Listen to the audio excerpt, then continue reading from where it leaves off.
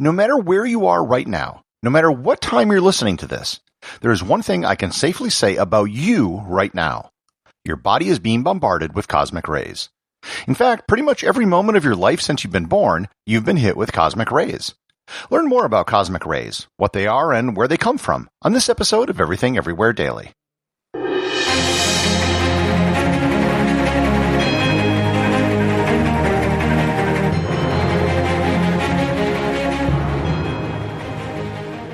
This episode is sponsored by CuriosityStream.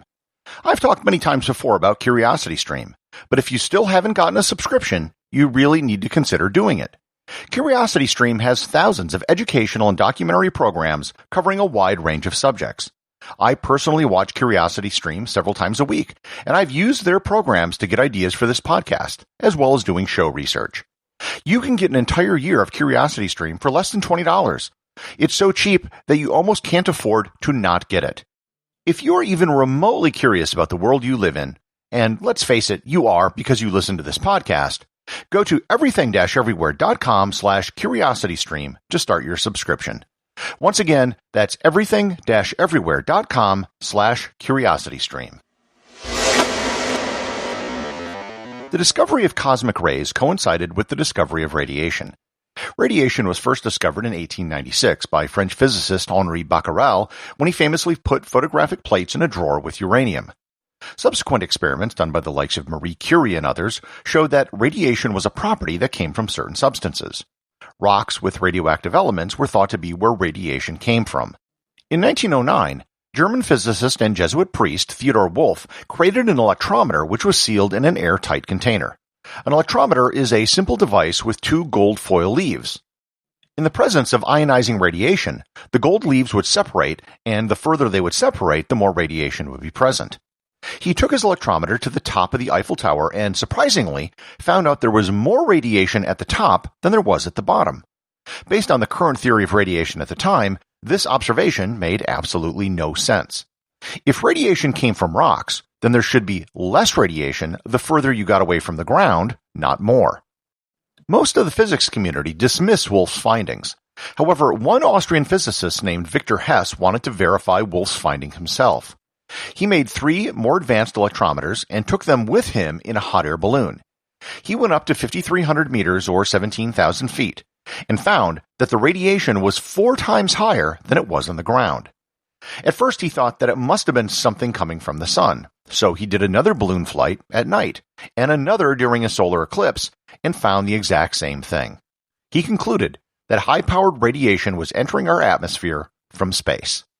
Hess was awarded the Nobel Prize in Physics in 1936 for his discoveries.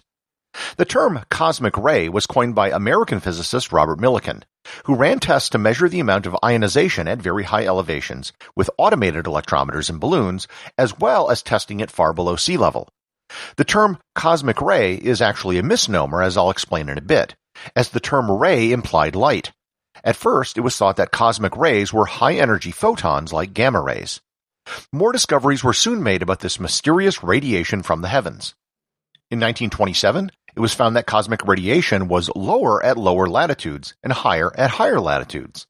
This indicated that it wasn't photons at all, but rather charged particles that were being deflected by the Earth's magnetic field. In 1929, it was found that cosmic rays could penetrate 4.1 centimeters of gold. Gold is very dense and good at blocking most radiation.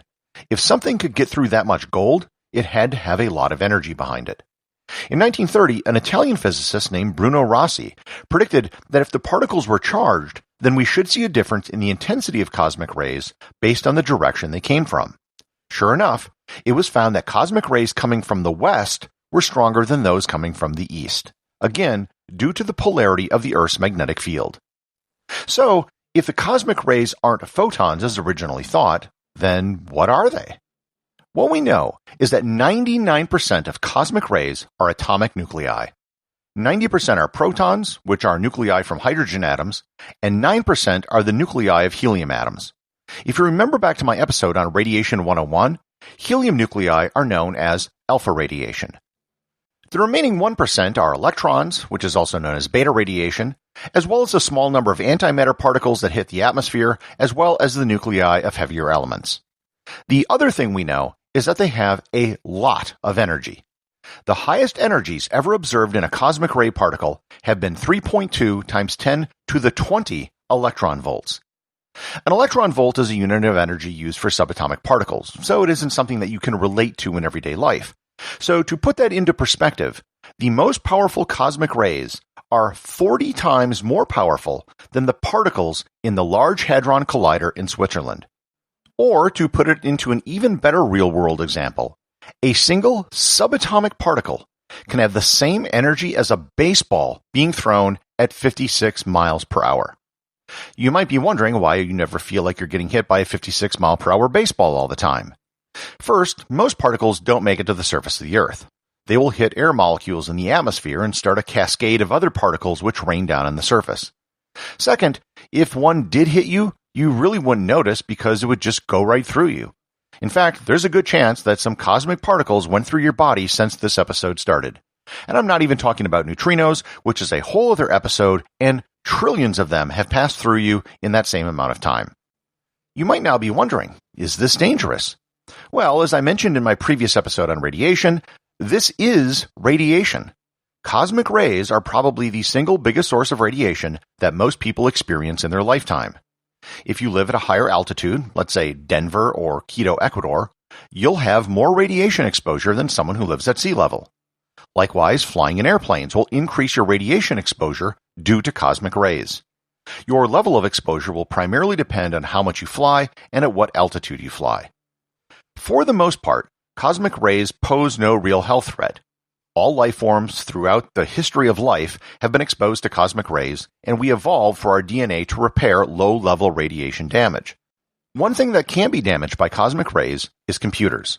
If a particle hits the right part of a processor or a memory chip, it can flip a bit, causing an error. In 2003, there was an election in Belgium that was conducted electronically. The results were more than the number of votes cast. In an audit checking the paper ballots also cast, found that the error perfectly corresponded to a single bit in a single computer, which could only have been caused by a stray cosmic ray particle. This is why computers on spacecraft have to have so much redundancy.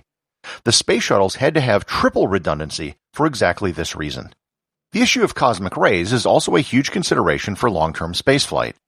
The only time humans have ever been outside of Earth's magnetic field was during the Apollo missions, and that was only briefly. The issue of cosmic rays is a considerable one that needs to be considered for any mission to Mars. One proposal would be to surround a ship with water, which would stop most of the cosmic rays. The problem is that water is heavy, and either we would need to get it from the moon, or we would need to get it from Earth. There is one big thing I haven't yet mentioned. Where do cosmic rays come from? Sure, they come from space, but where in space exactly? The truth is, no one really knows. You can't just detect the direction a particle is coming from because they're so easily influenced by magnetic or gravitational fields. Not just the gravity and magnetism of Earth, but also that of the Sun, or even possibly the galactic center. The particles which are flying around space may come from other stars, the center of our galaxy, or even other galaxies. Once a particle is jettisoned, it can basically travel forever until it runs into something. The smallest change in its trajectory will render its origin impossible to determine. There are actually many theories about where they come from, but it's very difficult to actually prove anything.